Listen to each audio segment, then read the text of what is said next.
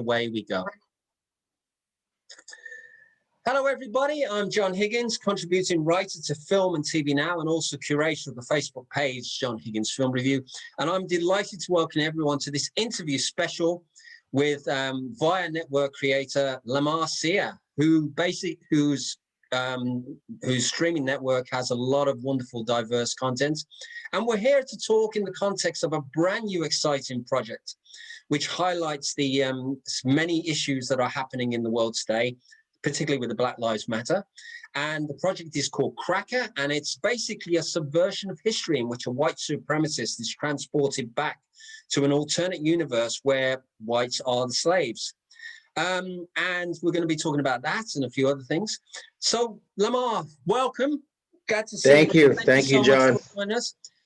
So obviously, this project is very polarizing in such a way because it deals with, in a very powerful way, but also in a way that's going to invite discussion. And I hope that it goes much further than it's, you know, there's a lot more in there, and I think it's for everyone to watch. Certainly was powerful for me. So given the effect of Black Lives Matter and what's been happening over the last 2 or 3 years, I mean, where do you feel that the climate will improve? Where do I think it will improve? Accountability, I think it starts with. I think, you know, old habits die hard. And so, you know, some of the organizations that have, you know, been mistreating, you know, Black people, whether it's cops or some other, you know, whoever it is, you know, this is something they've been doing for a long time. So it's not something that's going to just go away with seeing a film or, you know, one day they wake up and say, hey, I don't want to think like this again. I think things won't really go away until we have the younger generation that there is now in power and in places where they can make sure things are progressing. So I think right now we're in a state where there's a lot of people that grew up, you know, loving Black audiences and loving Black people, Black culture. And it might be confusing for them right now because, you know, they're kind of getting the bad end of the stick. But as the generations continue to keep going, it'll be less and less racism because we've integrated so much, we've conquered so much, and we're so, you know, influential to culture and what's going on. So I don't think it's an immediate thing that can happen. I think it'll be, you know, a kind of a slow drip where, you know, the next generation, there'll be people that are in those higher positions that can change things and so on. Okay, so let's talk a little bit more about Vyre Network, and you're the creator. And what are your overall plans for future content? What would you like to see most on there? Wow, the most. Well, that's a lot. That's a great question, actually. So the things I'm most excited about now are, one, the WNFC, which is our women's professional football league. It's 20 teams, you know, just they go as hard as the NFL. You know, it's real football. You know, it's just something that's different. Something that's different. And I think people will be able to see it for what it is once they see the actual gameplay. And, you know, you get to see how these ladies go hard and they really love what they do. So that's one thing I'm really excited about. Also, definitely interested in and excited about CRACKA, turning it into a long-term series, such as what like House of Cards did for Netflix, where they kind of, you know, gave them that stamp of approval as far as original content. Excuse me. That's another thing I see. We have a boxing league also that's on our sports channel where we live stream professional boxers. We have about 40 matches this year alone, where we've done probably about 15 or so, 20 maybe so far. So I'm excited for that. And just the slate of projects that we have coming up. We have a project that we're working on, which is like a Tupac-based project that we're working on with some people that were really close to him. We have a comedy series that we're putting out, a 5-part comedy series, and then we're shooting another one. So there's a lot of different content that I'm looking forward to putting out there that hasn't been out there or hasn't had the chance to obtain distribution. Okay, well, that looks fantastic. I certainly will be. I've had a look on the website. I mean, there's so much stuff on there at the moment. I think people, when they go on it, will understand and stuff. And I think the sports awareness is certainly a good thing as well, certainly for the women's sports as well, because, in soccer, for example, is a big one at the moment. So obviously, let's move on to CRACKA, which you're very proud of. I mean, what's been the critical reaction to CRACKA so far? With CRACKA, you either love it or you hate it. So there's been people like, why are you making this? Who wants to see this? This is regressive. Stuff like that. There's people that's scared to watch it, and then there's people that are scared to tell people they watched it. And then there's people that love it and they absolutely want to see it as soon as possible. They're messaging us, they're messaging Dale, they're messaging some of the actors looking for it. And this has been going on for years. Every other day, Dale sends me a screenshot. Yo, look at who messaged me today. 3 people text me or DM me wanting to see where the project was. And so, the reaction is up and down. I think that's something good. I think it'll cause a conversation and make people uncomfortable for a little bit. Mm-hmm.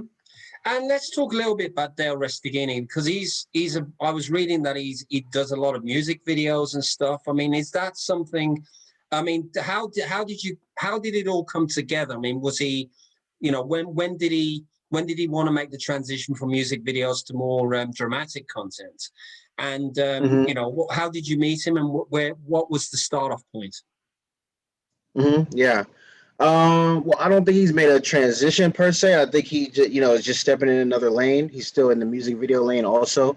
I know he's done a couple recently with Soldier Boy and Travis McCoy, a couple of big names. So I think that's still his lane also. He just added on director for films because he was already directing music videos. So this project came to life, I'm thinking about 2017.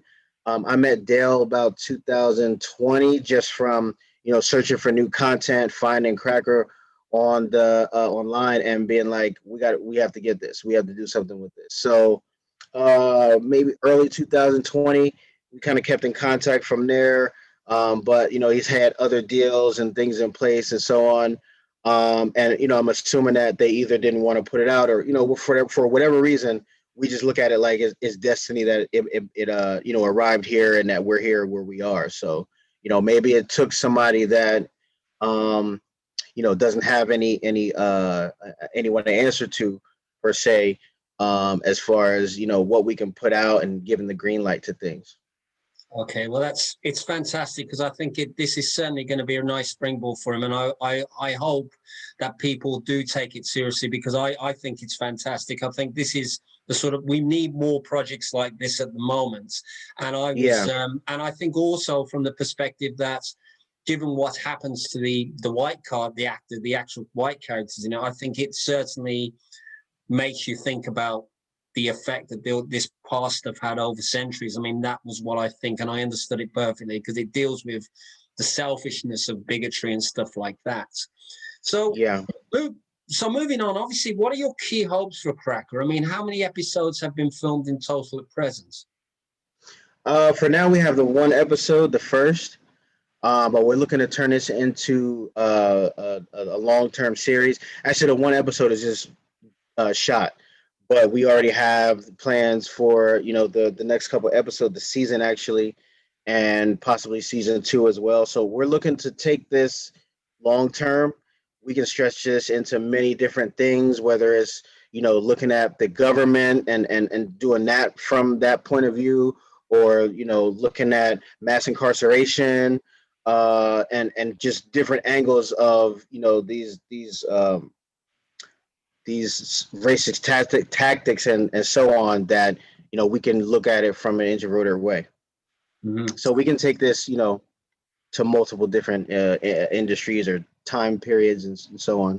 Okay, well, obviously, I mean, moving on from that, my next question is obviously about issues and themes. I mean, obviously, when you know, when we look over the years of like black filmmaking over the years and decades, I mean, we look at blaxploitation, we look at things, filmmakers like John Singleton and Spike Lee and filmmakers like that. But when you reflect on their work, and also what sort of issues and themes do you feel haven't been addressed more extensively or fully in the past, either by the studios or television? Because, and what would you most like filmmakers in your brand to explore in the future? What hasn't been touched on? I actually have a whole list of projects that we're looking to put together of things that haven't been touched on, whether it's like Mansa Musa or the story of the CIA, different projects that I haven't really seen out there, which I think may have been due to the people not being able to or not feeling comfortable with putting certain information out there, basically. Mm-hmm. But I think right now there's a lot of just like gangster films, like fake Scarfaces popping up. There's a lot of that going on, and I love what like the company Macro is doing, where they tell stories that aren't really out there. Judas and the Black Messiah, the Mudbound, those stories that have black faces and black stories, but it's not necessarily filled with oppression and murder and damaging things like that. So I think it just needs to be more diversity, pretty much, in the types of things that we feel comfortable talking about. Okay. And going back to your own evolution of as a film fan or as a content creator, I mean, when you were growing up as a kid or as a teenager, what were the things that you watched? What did you gravitate towards? I watch Martin every day, pretty much. I'm a big fan of Martin. I watch a lot of comedy stuff. Fresh Prince. What else did I watch? Wow. Music was really my thing. BET, MTV at that time were the big names. Music videos, that kind of stuff. Um, I think I watched the news when I was growing up, pretty much too. Being from New Jersey, you got to watch the news every morning to figure out what the weather's going to be like and so on. So, um, yeah, I think that's pretty much it. Like, consistently that I can think of was, it may have been shows here and there, but I think that's the main one. And maybe Law and Order. Law and Order is a big one for me too. SVU is a big one. Okay. And I mean, obviously, there may be filmmakers out there who would love to do some stuff on, on Vyre Network at some point. I mean, is there any way they can get in touch with you to approach the network? I mean, what would you recommend people do? Yes, we have a submissions page on our website, which is vyrenetwork.com/Get Seen Global. Get Seen Global is our aggregator company who basically you submit to, and they yay or nay the project and see if we want to move forward or not. But people can submit directly to our team. That's one of the things that we want to stick by as far as becoming accessible. We found that there's so many content creators, films, documentary shows that are out there that are just like sitting on somebody's drive. And because, the creator might not necessarily be the person that can do the media side or the, get to an agency or get to a Netflix and XYZ. So just being accessible, I think, is really important. Being accessible, being open to, working with creators that may not have this, big name, but their project and their vision is good, and their passion is, excellent. So yeah, that's one of the things that we thrive off of is being accessible. Okay, well, that's fantastic. Two final questions now, Lamar, and I just want to ask you, do you have a dream project yourself that you'd love to see realized? A dream project. There's a couple, but I think when being introduced to CRACKA, that became one of my dream projects. Especially like with talking with Dale. Dale's very, very passionate, and you can just the energy we feed off each other with ideas and so on. And I know that is something that we can run with. So CRACKA has become one of those projects for me. The WNFC is big for me also. Just, seeing what we can do with that, seeing, women playing professional football at that level that has never been done, and knowing that we're putting it out there. And, my daughter who's 4 now might be able to get drafted in 14 years, or something like that. That's kind of changing the narrative of what's going on. So I think those two are some of the, passion projects that have actually come true and fell in our lap. Okay. Well, finally, Lamar, let's going back to CRACKA. I mean, what are you most proud of about CRACKA at the present time? I'm proud of the team that we have that supports it. I'm proud of the people that see it and aren't offended by it. I'm also proud of the people that are offended by it, because I know that it struck a nerve, which is, what it's supposed to do. I'm proud every time we had a premiere last night, and the team hung out, and there was just so much chemistry and energy. I'm really proud of what we built, and just hearing everybody talk about the project and be excited about it, and knowing that it came to us, it makes me very proud. Okay, well, listen, Lamar, thank you so much. It's been an honor to speak with you today. I'm really thrilled to listen about what you're doing. Congratulations on everything you're doing. Thank you. Thank you for having me. Yeah, thank you for your insights and perspective. And thanks for everyone that's been watching. Okay, just to recap, CRACKA is available via the Vyre Network streaming service from June the 19th. And by all means, support independent filmmakers. And by all means, do get in touch with Vyre if you're interested in contributing any content or anything as per was outlined in the interview. In the meantime, support cinemas, both mainstream and independent. Support Vyre Network with its content and what it looks to achieve in the future. Do stay safe, everybody, and we thank you very much, and we look forward to seeing you again very soon. Thank you. Thank you. Thank you.